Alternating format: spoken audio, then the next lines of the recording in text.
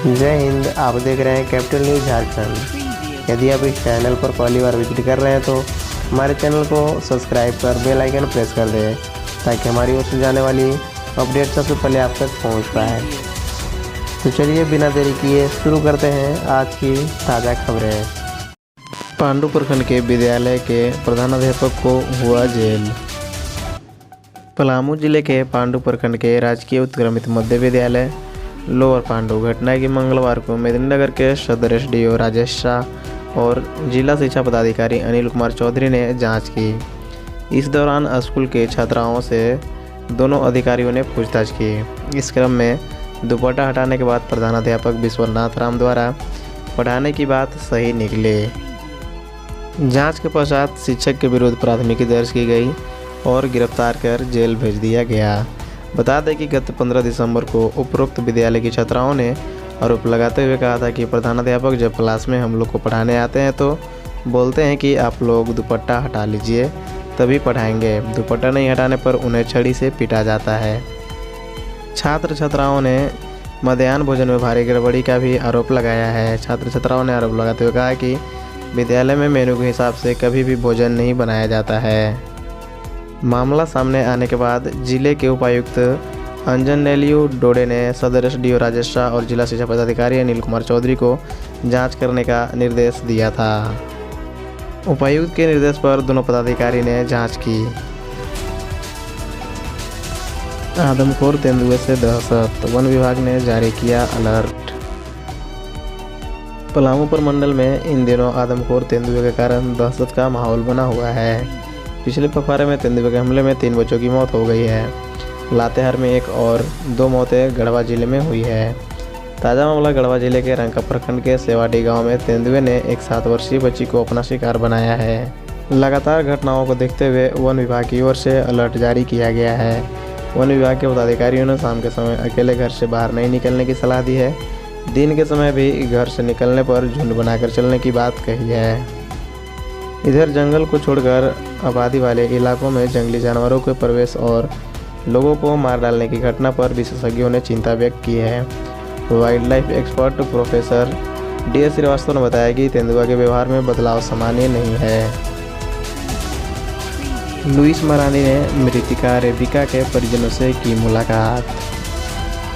आदिम पहाड़िया जनजातीय समुदाय की रेबिका पहाड़ी हत्याकांड सुर्खियों में है। जहां सत्ता पक्ष विपक्ष पर लाश पर राजनीति करने का आरोप लगा रहा है तो वहीं मुख्य विपक्षी पार्टी बीजेपी का कहना है कि राज्य सरकार महिलाओं के खिलाफ अपराध पर लगाम लगाने में नाकामयाब रही है। दुमका से बीजेपी के पूर्व विधायक और पूर्व समाज कल्याण मंत्री लुइस मरांडी ने कहा कि हेमंत राज में महिलाओं के खिलाफ अपराध में बेहताश वृद्धि हुई है। आदिवासी मूलवासी का नारा देकर सत्ता में आई महागठबंधन सरकार बेटियों को न्याय दिलाने में असफल रही है।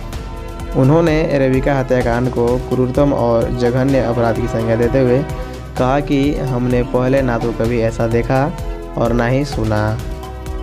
लुइस मरांडी ने कहा कि बेटियां चाहे संथाल हो या पहाड़िया, आदिवासी हो या गैर आदिवासी, बेटियां तो बेटियां होती है। उनकी सुरक्षा और प्रगति सुनिश्चित करना सरकार की जिम्मेदारी है। लेकिन ये दुर्भाग्य है कि हेमंत सरकार प्रदेश में महिला सुरक्षित के मुद्दे पर पूरी तरह असफल रही है। उन्होंने कहा कि हेमंत सरकार सभी कार्यों में असफल दिख रही है। विधानसभा का मानसून सत्र पहले दिन ही हुआ हंगामेदार। झारखंड विधानसभा का मानसून सत्र जारी है।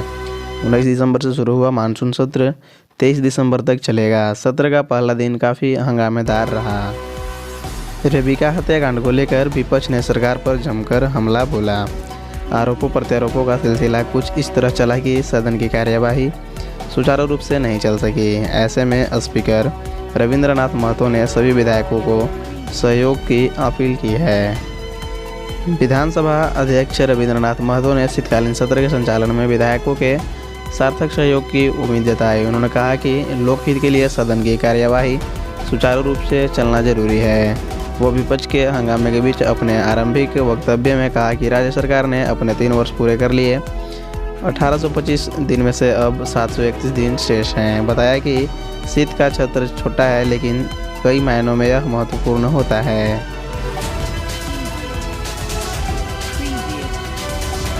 पड़वा में पुत्र ने पिता को लाठी से पीटकर मार डाला। मेदिनीनगर के पड़वा थाना क्षेत्र के मजी गांव में मंगलवार को रिश्ते को शर्मसार करने वाली घटना सामने आई है। यहाँ एक पुत्र ने अपने 70 वर्षीय पिता की लाठी से पीटकर हत्या कर दी। पुत्र को शक था कि उसके पिता ओझागुनी करते हैं और उसके बेटे ने उनके ही कारण आत्महत्या की है। घटना के बाद आरोपी फरार है।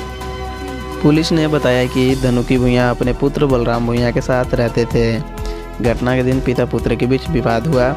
इसके बाद दोनों में मारपीट हुई। मारपीट के दौरान पुत्र ने लाठी से पिता को बुरी तरह पीटा। हमले से घायल पिता को इलाज के लिए मेदिनीनगर के मेदिनी राय मेडिकल कॉलेज में भर्ती कराया गया, जहां सोमवार की रात उनकी मौत हो गई। पुलिस ने बताया कि मामले में प्राथमिकी दर्ज कर ली गई है। आरोपी पुत्र की गिरफ्तारी के लिए छापेमारी की गई, लेकिन वह फरार मिला। सोमवार की सुबह 7 बजे ही बाप बेटे में कहासुनी और गाली गलौज हो रही थी। पुत्र को शक था कि उसके पिता ने अपने पोते को मानसिक रूप से बीमार बना दिया था, जिससे उसने फांसी लगाकर आत्महत्या कर ली थी। मझगांव पंचायत के वार्ड सदस्य संतोष कुमार ने बताया कि बाप बेटे के बीच लड़ाई हुई थी। राज्य सरकार छात्रों के भविष्य से खिलवाड़ करना बंद करे। विधानसभा में प्रमुख विपक्षी दल भाजपा के विधायकों ने मंगलवार को प्रश्नकाल के दौरान राज्य सरकार पर बेजोर नौजवानों के भविष्य के साथ खिलवाड़ करने का आरोप लगाया। उन्होंने नियोजन नीति को फर्जी बताते हुए वेल में पहुंचकर हंगामा किया। वहीं सत्ता पक्ष के विधायक भी भाजपा को निशाने पर लेते हुए वेल में पहुंचकर हंगामा करने लगे। दोनों पक्षों के बीच हंगामा बढ़ता देख स्पीकर ने 11:30 से 12:45 तक सदन की कार्यवाही को स्थगित कर दी। हाई कोर्ट द्वारा राज्य सरकार की नियोजन नीति को रद्द किए जाने पर विरोधी दल भाजपा के विधायक ने राज्य सरकार को कटघरे में खड़ा कर दिया। भाजपा अध्यक्ष दीपक प्रकाश ने इस संबंध में मुख्यमंत्री हेमंत सोरेन को पत्र लिखा है। कहा है कि राज्य सरकार को सस्ती लोकप्रियता के लिए नहीं, बल्कि दूरदर्शी सोच के कारण युवाओं के उज्जवल भविष्य संवारने के लिए विधि सम्मत निर्णय लेना चाहिए। चंदवा में हाथियों का उत्पात जारी, कई मवेशियों को मार डाला। चंदवा प्रखंड के जमीरा पंचायत में इन दिनों करीब दर्जन भर गजराजों का झुंड जमकर उत्पात मचा रखा है। इनके उत्पात से ग्रामीण दहशत में है। बीती रात झुंड ने पंचायत के अर्दे गांव किसान कलेसर गंजू पिता स्वर्गीय सुरजन गंजू के एक गाय व एक सुअर को मार डाला। वहां से उत्पात मचाने के बाद हाथियों का झुंड महुआ मिलान जा पहुंचा। वहां विनोद भुइयां के घर को